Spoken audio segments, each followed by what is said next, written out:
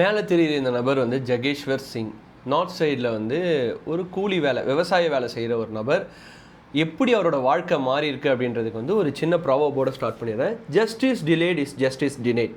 எல்லாருக்குமே தெரியும், ஒரு காலதாமதமாக நம்மளுக்கு கிடைக்கிற நீதி வந்து அது நீதியாகவே இருக்காது அப்படின்னு சொல்லி. ஸோ அந்த வரிசையில் தான் இவர் வந்து எப்படி மாட்டியிருக்காரு அப்படின்னு பார்த்தீங்கன்னா, ஒரு 50 வருஷம் அவரோட 1986 ஒரு 50 வயசு இருக்கும்போது அவர் வந்து ஒரு 100 ரூபா திருடிட்டாரு அப்படின்னு சொல்லி ஒரு கேஸ் ஃபைல் பண்ணியிருக்காங்க 1986.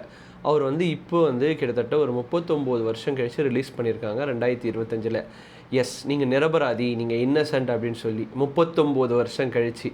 இதுக்கு நடுவில் அவரோட குழந்தைகள் 3 குழந்தைகள் படிக்காமல், ஃபீஸ் கட்ட முடியாமல், ஸ்கூலை விட்டு அமிச்சு அசிங்கப்பட்டு, இதுக்கு நடுவில் அவங்க பொண்டாட்டியை இழந்து அவங்க வந்து மரணம் அடைந்து, இந்த மாதிரி ஏகப்பட்ட பிரச்சனைகள்.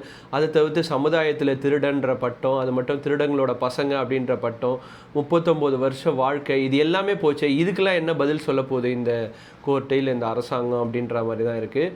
பட் எனக்கு தெரிஞ்சு இதுக்கான காம்பன்சேஷன் அவருக்கு கண்டிப்பாக கொடுத்தாகணும். ஏதோ நான் வந்து வாய்ஸ் அவுட் பண்ணுறதுனால அது நடக்குமா அப்படின்றதெல்லாம் எனக்கு தெரியல.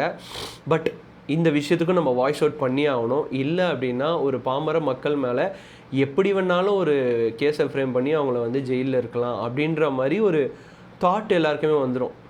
அது எனக்கு தெரிஞ்சு இவர் விஷயத்தில் வந்து நடந்திருக்கு. அவர்கிட்ட காசு இல்லை, கேஸ் எடுத்து நடத்துறதுக்கு ஆள் இல்லை அப்படின்றதுனால ஒரு 39 வருஷம் வாழ்க்கை ஜெயிலில் போயிருக்குன்றதெல்லாம் ஏற்றுக்கவே முடியாத ஒரு விஷயம். இதே வந்து ஒரு பணக்கார மக்கள் ஒரு 100 கோடி ரூபாய் திருடிட்டாங்க அப்படின்னு சொல்லி 39 வருஷம் யாரையாவது உள்ளே வைக்க முடியுமா மக்களே? இதில் நிறைய அலிகேஷன்ஸ் இருக்கலாம், மாற்றி மாற்றி இவங்கள வச்சுருக்கோம் அப்படின்னு சொல்லி பேசலாம். பட் ரொம்ப நாள் உள்ளே இருக்க முடியுமா 39 வருஷம் மாதிரி? ஸோ இதை பற்றி நம்ம யோசிச்சே ஆகணும். ஸோ ஜகேஷ்வர் சிங் அப்படின்றவரை பற்றி நீங்கள் என்ன நினைக்கிறீங்க? அவருக்கு கொடுக்கப்பட்ட இல்லை இந்த இன்னசென்ட் அப்படின்ற பட்டமும் சரி, ரொம்ப டிலேடாக கிடைச்ச இந்த ஒரு விஷயமும் சரி, நியாயம் இல்லையான்றதை மறக்காமல் கமெண்ட் செக்ஷனில் மென்ஷன் பண்ணுங்கள்.